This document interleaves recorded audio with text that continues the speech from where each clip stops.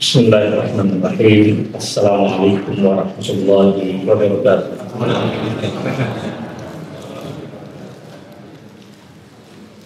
Alhamdulillahirabbil alamin. Hamdan tayyiban mubarakan fi kama yuhibbu rabbuna wa yarda. Salatu wassalamu ala sayyidina wa habibina wa qurrati a'yunina Muhammad wa ala alihi wa sahbihi wa man sara ala tariqihi wa istaqama ala dinihi ila yaumiddin, amma ba'd. Alhamdulillah sekalian yang saya muliakan, mari kita bersyukur kepada Allah atas segala nikmatul iman dan nikmat Islam.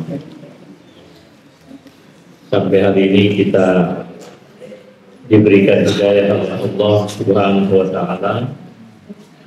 Juga selawat dan salam kita sampaikan kepada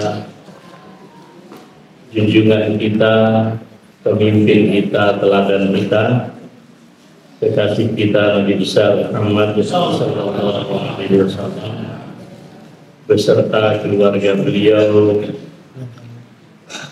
beserta para sahabat, para tabi'in, dan kepada segenap umatnya, khususnya kita yang hadir di majelis Jumat pada pagi hari ini, istiqomah di atas ajaran baginda Rasulullah dan istiqomah di atas Islam, insyaallah. Pengajian dipindahkan karena tadi agak resik sedikit.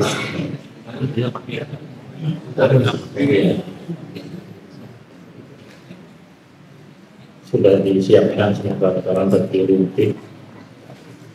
semalam di dalam lantai. Kita doakan selesai kita sebagian tempat terjadi puting beliung juga, pohon tumbang dan seterusnya. Jamaah sekalian yang saya muliakan, kita lanjutkan kajian kitab tentang ibadah qalbi. Ikhtilalul ibadat al-qalbiyah hadmun li ibadatil jawab. Kerusakan ibadah qalbi merupakan penghancur, perusak bagi ibadah fisik. Wa hadza amrun muhimmun khatir. Ini perkara yang sangat penting, emergensi untuk kita perhatikan. Fa'tilalul ikhlas masalah qad yu'addi ila syirki awin nifaq. Rusaknya ikhlas di dalam qalbi kita bisa saja membawa kita kepada suatu kesyirikan atau minimal kemunafikan. Wa huwa hadimun li ibadatil jawarihi kulliha. Tentu kesyirikan dan kemunafikan itu menjadi penghancur yang luar biasa bagi semua ibadah organ fisik kita. Walaysa ikhtilalul ibadatil jawarih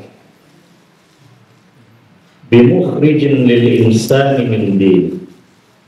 Meskipun kita sadar juga bahwa adanya kerusakan pada ibadah-ibadah fisik itu tidak otomatis mengeluarkan seseorang dari agama Islam. Jadi saudara sekalian yang saya hormati, Al-Imam Fudail bin Iyad, ini seorang tabi'in, beliau hidup tahun 107 Hijriah lahir. kemudian meninggal tahun 187. Ini seorang tabi'in yang sangat soleh, terkenal. Fudail bin Iyad itu pernah berkata, bagaimana membedakan antara ikhlas dan syirik atau riya?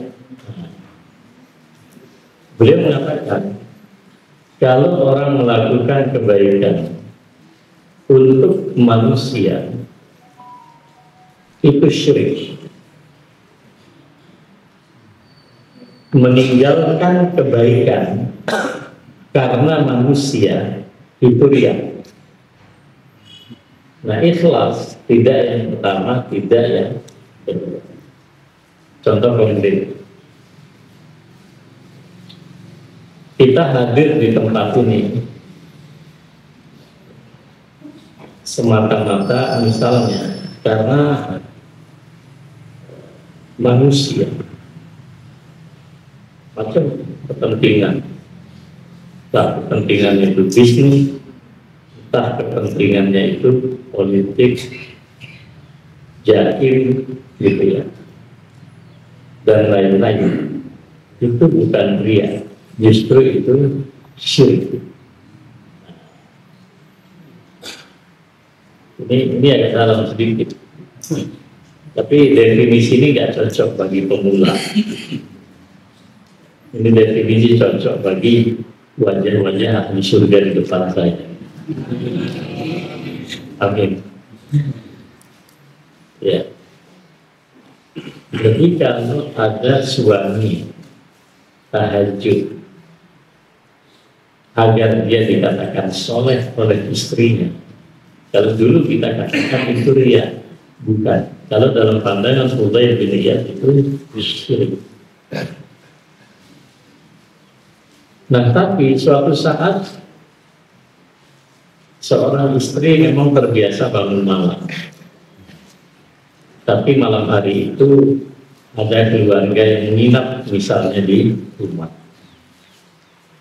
Lalu dia tidak enak. Yang biasanya sholat malam ditinggal. Ini riya. Justru itu riya. Jadi meninggalkan kebaikan karena manusia justru itu riya. Bapak-bapak ke masjid Jumat, pas datangnya itu misalnya khatib sudah naik, seharusnya yang dilakukan adalah sholat tahiyat. Hatta khatib sudah berkhutbah sekalipun, kalau baru masuk masjid dia sholat tahiyat 2 rakaat baru duduk. Tapi karena datangnya terlambat, lalu dia menunaikan sholat 2 rakaat. Nah, meninggalkan sholat tahiyat karena malu dilihat orang lain, itu riya. Itu riya. Yang biasanya infak, misalnya ada infak, lalu tiba-tiba ditengok oleh temannya di sebelah, nggak jadi dia infak, itu riya. Meninggalkan kebaikan karena manusia itu ya. Jadi santai aja. Orang infak itu boleh kok, boleh terang-terangan, boleh sembunyi, dua-duanya dibolehkan dalam Al-Quran. Misal begini, satu saat saya di masjid dekat rumahnya Uni itu, nyaman ya, saya sholat di situ, nggak bawa uang. Kita mau infak, tapi saya bawa HP, dan HP belum naik.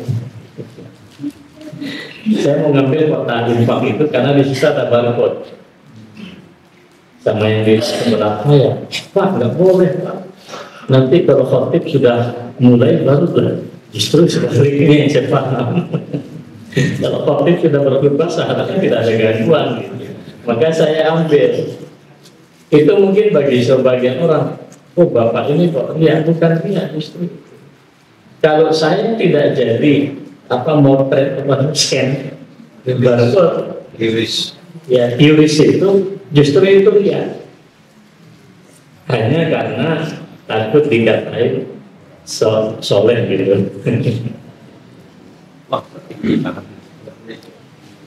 Jadi ini harus dinaikkan definisi. Tapi kalau saya ngambil kota infak, langsung saya scan itu QRIS itu, dan sengaja saya pamer, itu bukan ria, itu syirik.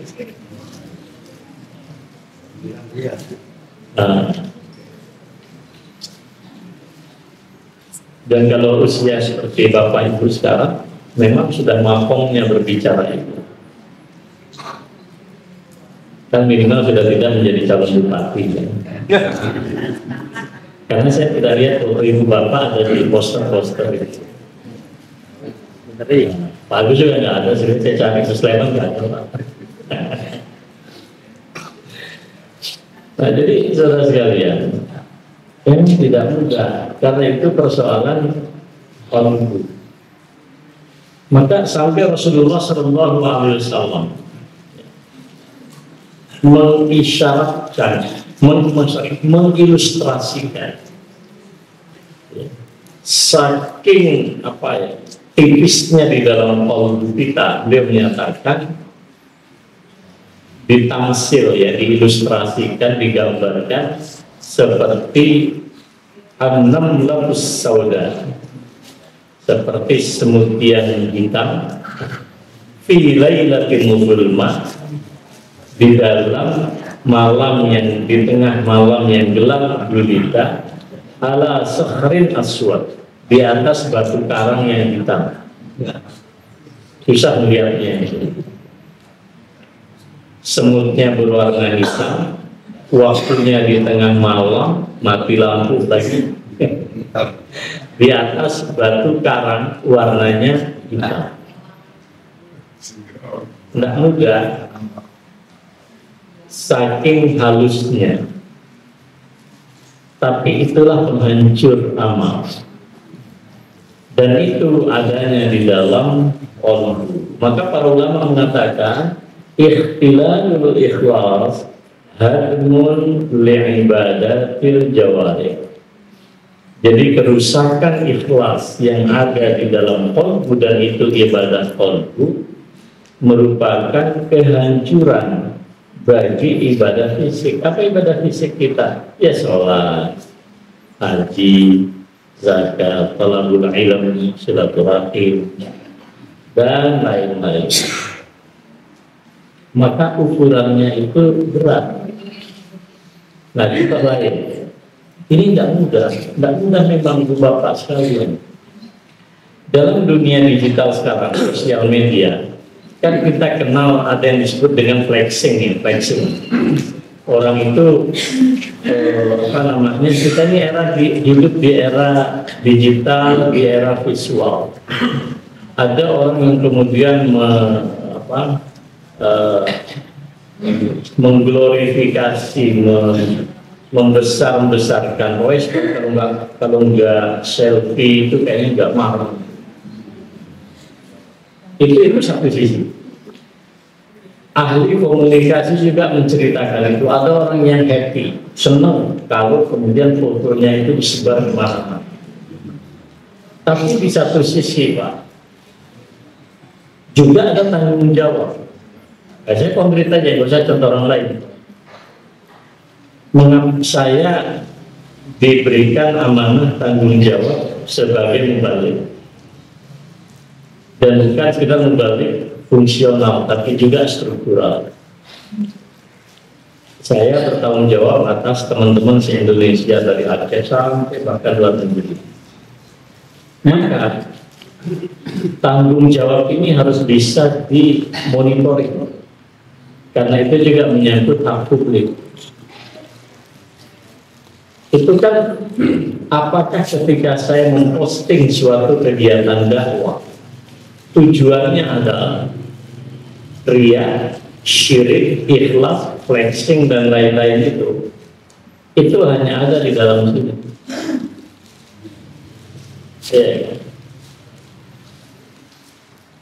Kemudian saat tadi produk kita kasih duit Palestina 1 M.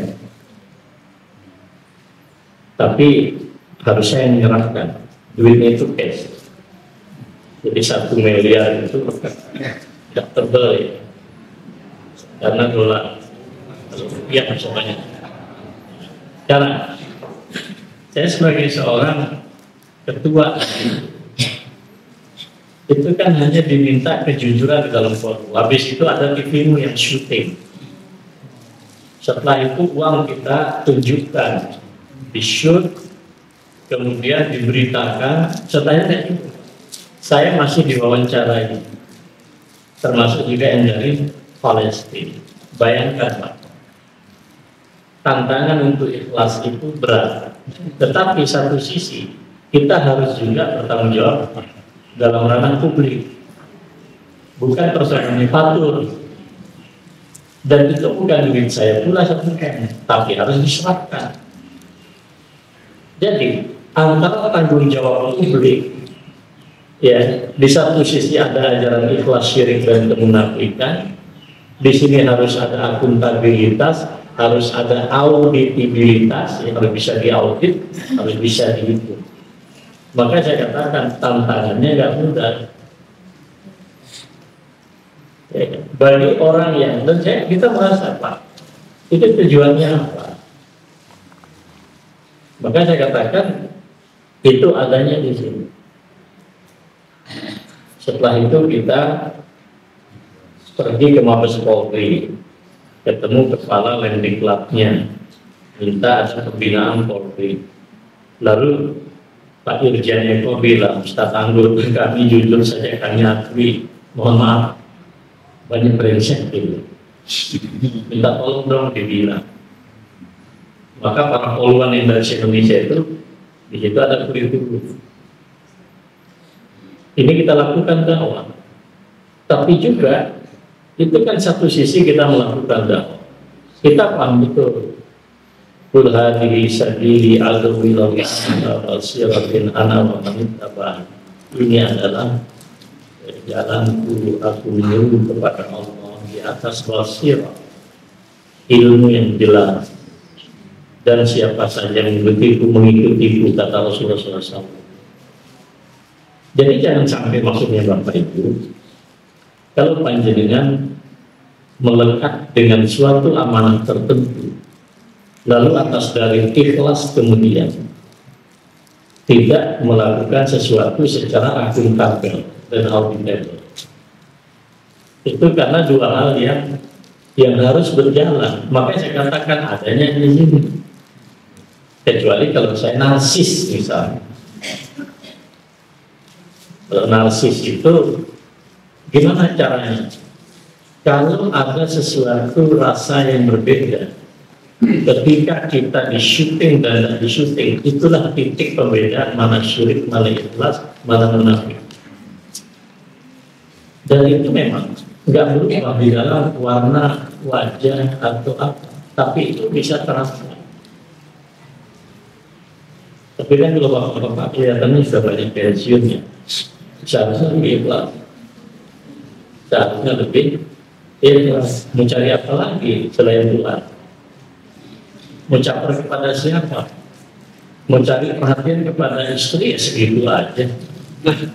Ya sudah 60 tahun rumah tangga itu kan sudah dibolak-balik segitu aja gitu.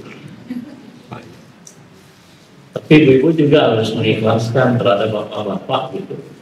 Sudah usia pernikahan 60 tahun, biasanya nggak kelihatan soleh banget, sekarang soleh banget. Jangan ditafsirkan aneh-aneh gitu. Husnuzon aja. Kawan bercerita.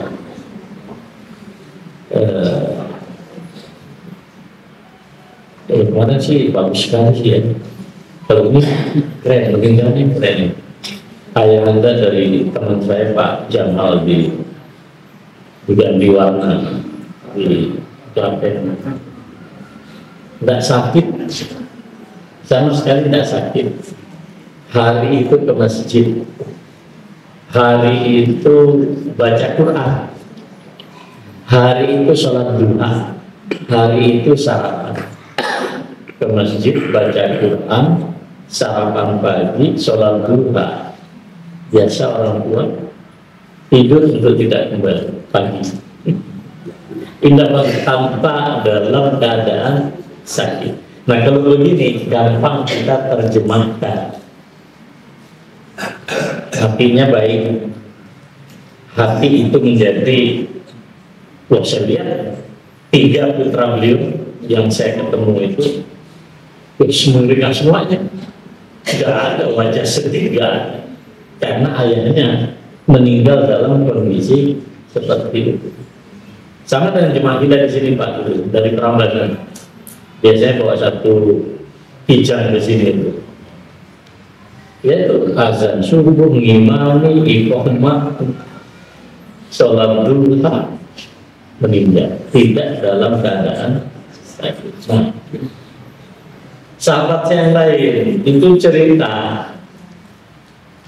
ya, jadi orang tuanya itu ke masjid, sepulang dari masjid ditabrak. Setelah ditabrak itu agak lama, mungkin ada sebulanan baru wafat. Nah yang kedua ini untuk memahaminya tidak semudah yang pertama. Apa saya spontan menyebut hadis? Apa hadis yang saya sebut?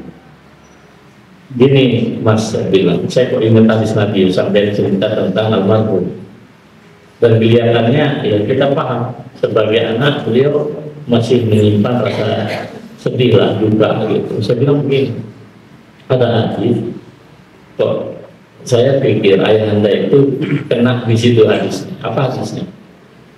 Hadisnya itu berbunyi, Allah telah menentukan derajat surga kita. Nah, cuma persoalannya derajat surga yang tinggi ini kata Rasulullah tidak mungkin dicapai hanya dengan amalan yang ada. Yang tercatat itu nggak nyanda untuk masuk surga yang tinggi itu.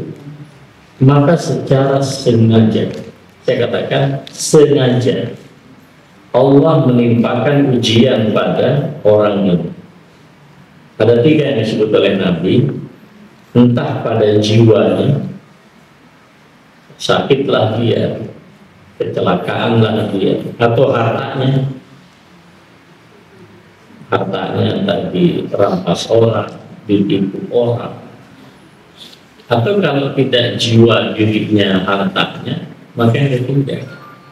Ada aja nanti di keluarga dia, di ahli keluarganya itu bisa anak, bisa cucu, bisa ibu, bisa bapak, bisa siapapun, keluarga. Nah ketika ujian ini disengajakan oleh Allah pada ayat sampai, dan dia bersabar. Nah pada saat dia bersabar itulah kemudian Allah cabut musibah. Dan kita nggak pernah tahu sih Pak. Ingat nggak waktu kita penelitian di masjid ini? Dulu ada penelitian sama Pak Medi, bukan penelitian, kuesioner kecil-kecil. 1, dalam jangka berapa lama ibu bapak siap meninggal dunia? Gak banyak jawab itu Pak. Kedua, kalau Allah beritahu Anda meninggal pada hari X, amal ibadah apa yang harus Anda prioritas? Pertanyaan berikutnya, perbuatan apa yang prioritas Anda tinggalkan? Itu rata-rata jemaah nggak kuat menjawab itu. Kayaknya hanya 1 atau 2 yang siap mengatakan saya siap mati dan saya akan segera menulis wasiat. Itu normal. Tapi bagi orang yang dalam keadaan divonis seperti itu, saya sangat yakin, apalagi rohaniawan terus mendampingi. Itu yang ada itu hanya Allah. Zahirnya dia kena penyakit AIDS. Tapi kan kita nggak tahu Pak, relasi dan hubungan dia dengan Allah. Itu loh Pak. Sengaja Allah kasih dia agar di akhir hayatnya, selama ini dia abai dengan itu, tiba-tiba dia kena AIDS, terpuruk dia. Ya. Dan pada saat itu dia merasakan kedekatan dengan Allah. Ibadahnya mungkin tidak semaksimal orang yang cuma biasanya orang soleh, orang baik itu egois. Dia tidak mau menggunakan perspektif itu. Gitu loh. Contoh apa lagi sekarang? Saya paham, saya belajar akidah di Madinah. Bila mana ada orang mati dalam keadaan, ya taruhlah orang itu dikenal tidak sholat. Sekarang kan di poster-poster kan latah ya, nggak usah disolatkan. Luar biasa kita. Sekarang lihat fakta zaman Nabi.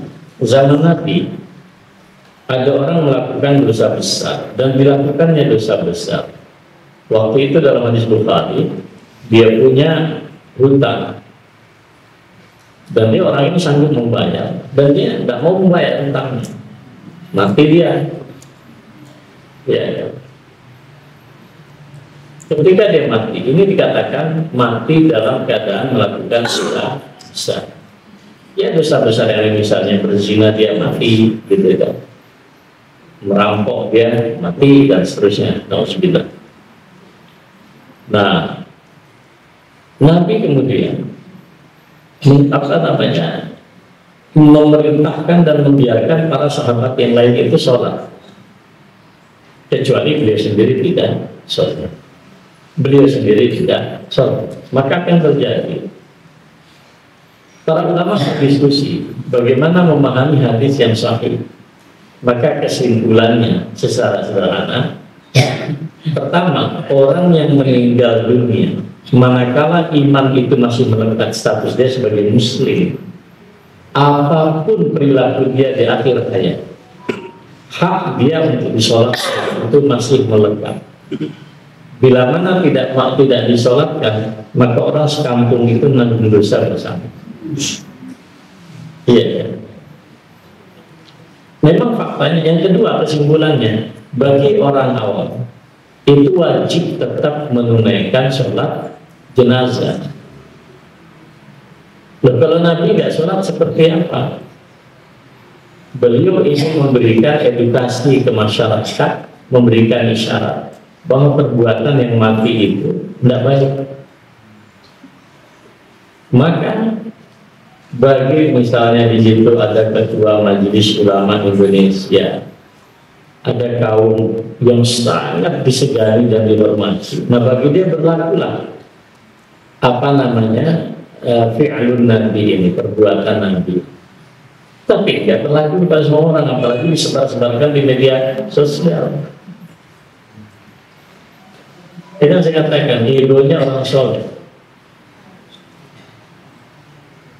Dan kejahatan orang soleh itu lebih disukai oleh iblis daripada dosanya para pelaku maksiat. Mengapa? Karena orang soleh, Pak, ketika melakukan suatu kejahatan, dia merasa itu benar. Ya. Apa contohnya orang berdosa? Menyadari kalau dosanya itu suatu keburukan. Nggak ada maling bercita-cita anaknya jadi maling. Beberapa mahasiswa pernah saya sebarkan ke beberapa gang di Pasar Kembang. Interview bukan untuk mengadili.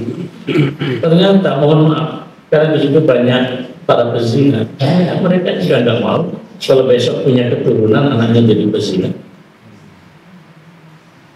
Gitu. Nah ini paradoks orang soleh. Nah yang terjadi di sosial media ini paradoks sekalian. Sampai setelah susah tadi dia dikafir-kafirkan itu. Nah itu contohnya. Iya. Jadi luar biasa. Coba lihat. Tidak mudah ikhlas itu. Tidak mudah ikhlas itu. Tapi itulah dunia. Itulah dunia.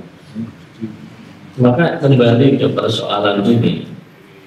Jadi saya hanya ingin mengatakan betapa sulitnya Pak.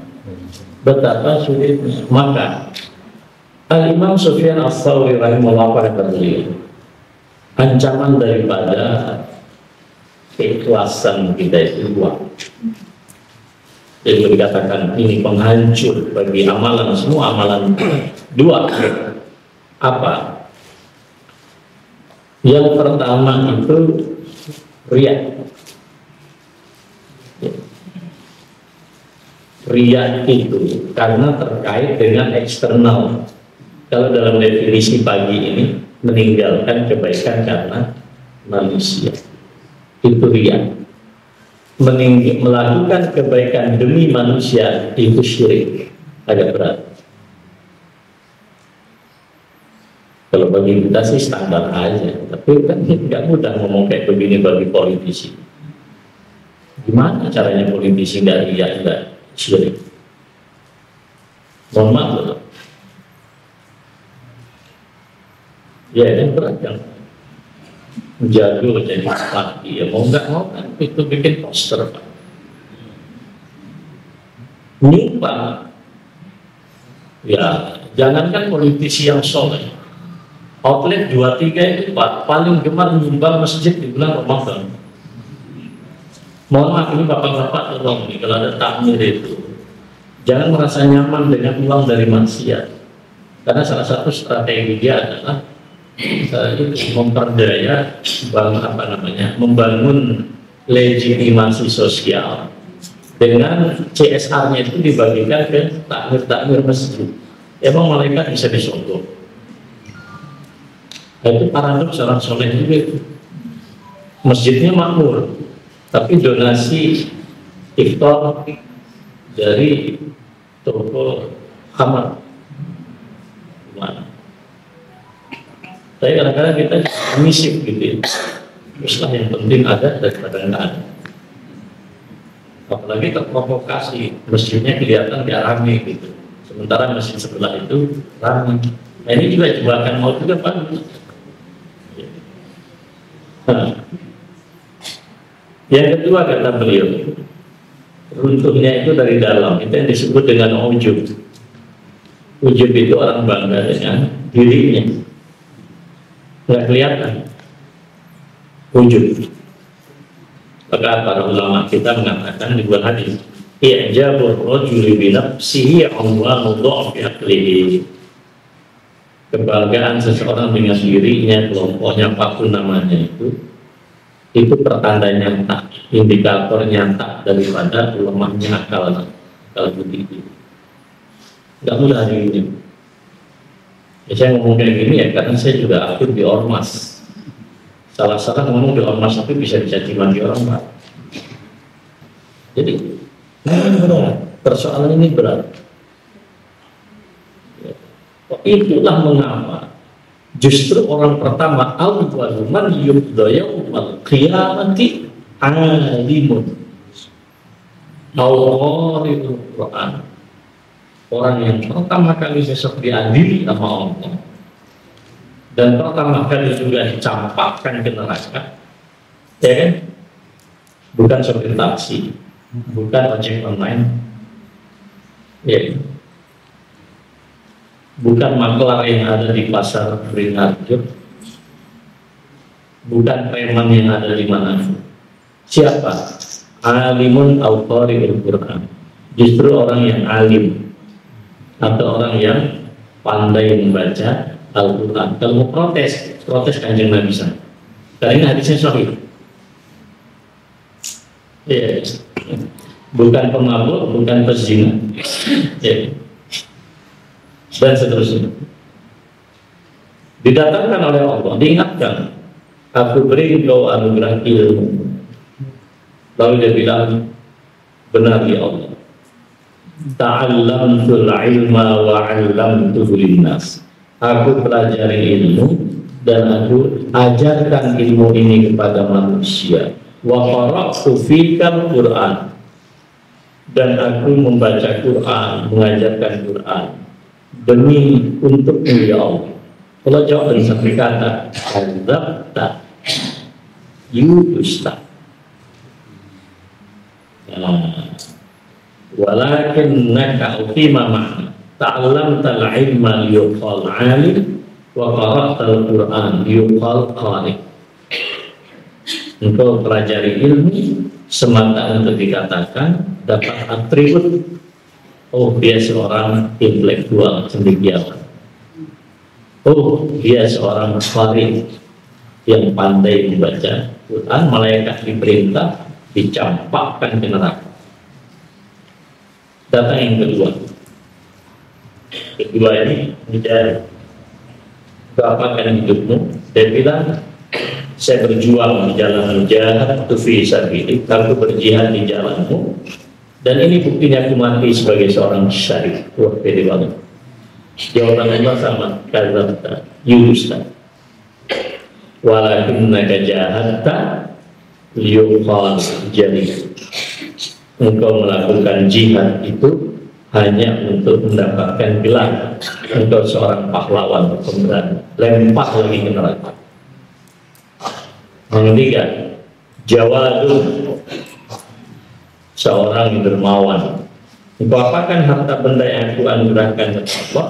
Tidak ada jalan kebaikan untuk berinfak ya Allah kecuali aku infakkan harta tersebut untuk mencari ridhamu. Apa kata Allah? Kadzabta.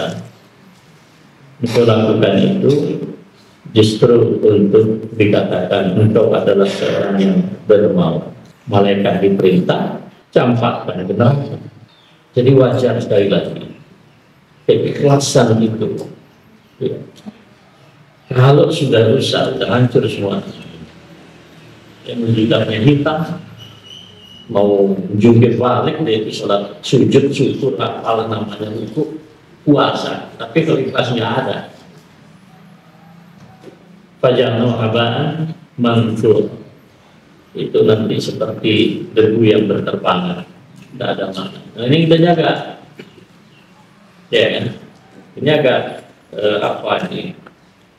Ini kalau ngaji memang nggak cocok buat anak muda kalau bicara ikhlas kayak gini. Iya. Kalau bapak-bapak ini saya kira sudah harus ini. Ya walaupun kita mengatakan, tapi di catatannya bukan berarti kalau apa, kalaupun ada apa di sini disebut adanya kerusakan dalam ibadah yang fisik itu tidak kemudian serta merta menjadikan orang itu keluar dari hendak begitu. Ada waktunya. Jadi misalnya kita catat, ya kita pelan-pelan aja. Karena di sini nggak ada ujian semesteran gitu, nggak ada target. Jadi kapan habisnya kan? Tadi saya ditanya tadi sama Mas Dan, saat kajiannya masih ibadah fardu masih gitu. Sampai kapan gua nggak ngerti kan sampai habis ya. Kita ganti kitab lah. Ya. Jadi sekali lagi monggo kita jaga. Jadi kita menjaga diri agar tidak terjebak pada paradoks kelas kesal.